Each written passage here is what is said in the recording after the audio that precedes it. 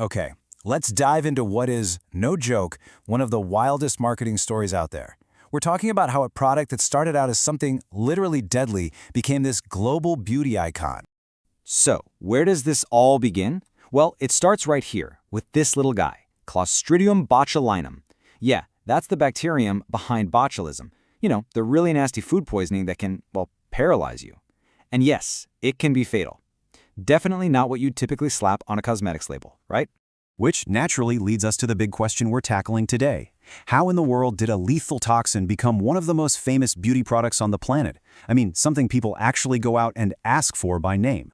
And look, we're not talking about some small niche product here. To put it in perspective, back in 2020, AbbVie dropped a staggering $63 billion to buy Allergan, the company that makes Botox. That number? That tells you everything you need to know about how massive this transformation really was. So yeah, the whole story is just this huge paradox. It's this wild journey from something truly dangerous to, of all things, a symbol of self-care. And you know what's crazy? This massive leap from the medical world to the beauty counter, it wasn't some genius master plan. Nope, it was a total accident. See, in the very beginning, this had absolutely nothing to do with wrinkles. It was a serious medical drug called onabotulinum. It was actually created by an eye doctor to treat strabismus, that's crossed eyes, by, relaxing the muscles that were causing the problem. And from there, things just took off. In '89, Allergan snaps up the product. Then, just a few years go by, and this husband and wife doctor duo, they spot a really interesting side effect. Fast forward to 2002, and bam, that little side effect is now the star of the show, with its very first FDA approval for cosmetic use. This right here, this was the aha moment. So these two doctors, Jean and Alistair Carruthers, are treating a patient for eye spasms, and she's the one who says, "Hey, have you noticed my frown lines are disappearing?" They weren't even looking for a beauty breakthrough. It literally just fell into their laps. Okay, so finding out it smoothed wrinkles, that was one thing. But turning it into a lifestyle brand, now that was the real genius move. And that's what we're digging into next, the billion-dollar playbook. This quote from an AbbVie exec just nails it. They had this realization. Wait a minute. We're not just selling a pharmaceutical drug anymore. Our market is way bigger. They knew they had to stop thinking like a pharma company and start acting like a modern beauty brand. It was all about selling an idea, a lifestyle. So, what was the plan? Well, it was basically a four-part attack. First, they were the first ones out of the gate, so they completely owned this space. Second, they invented this whole new concept of prejuvenation, a super clever way to get younger people on board. Third, they ditched the whole celebrity spokesperson thing and went for authenticity with real people. And last but not least, they built this incredible digital ecosystem to keep everyone loyal. And you can really see this shift in their ads. Think about it. The old way was just, hey, let's get a celebrity to endorse this. But the new way? It's campaigns like See Yourself, which are basically these mini documentaries with real, actual patients. It's a total switch from look like them to be yourself. And did it work?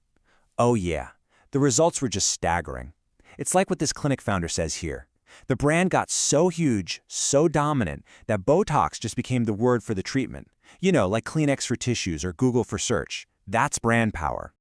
So how do they stay on top today with all the competition? They've built something really, really smart. It's this powerful digital ecosystem they call Allay. And this wasn't some little side project. They literally created a whole new division, Allergen Data Labs, staffed with over 100 people, just to build out this loyalty program. I mean, that's a huge investment in tech and data. And the scale, it's just massive. Aaliyah has 3 million active members right now. Think about that. That's 3 million people who are firmly inside Allergen's ecosystem. So how does it actually work? It's kind of genius in its simplicity. Okay, step 1, you get any kind of aesthetic treatment. Step 2, you earn points. And here's the kicker, you earn points even if you get a competitor's product. But then, step 3, you can only use those points for discounts on Allergan's own stuff, like Botox. See? Every road leads back to them. It's this perfect win-win situation. The doctors and clinics love it because it keeps their customers coming back. And the customers love it because, hey, they're earning rewards for things they were gonna do anyway. It just encourages them to stick with the program and the products. So what's the game plan for the future? How do they protect this incredible legacy? Well, it's all about going even deeper on that connection with the individual. It's what they call the one and only future. You can see it in their latest big campaign, which is called, fittingly, the one and only. It's basically the final form of that shift to authenticity we talked about. No more actors, no more big-name celebs, it's just real people, sharing their own stories and really owning their choices. And the tagline itself is just so simple and effective. It draws a direct line from the uniqueness of their product to the uniqueness of you, the customer. It's a really powerful way to build their brand while making the consumer feel seen. But look, the trust isn't just coming from consumers. Maybe the most powerful seal of approval comes from the experts themselves.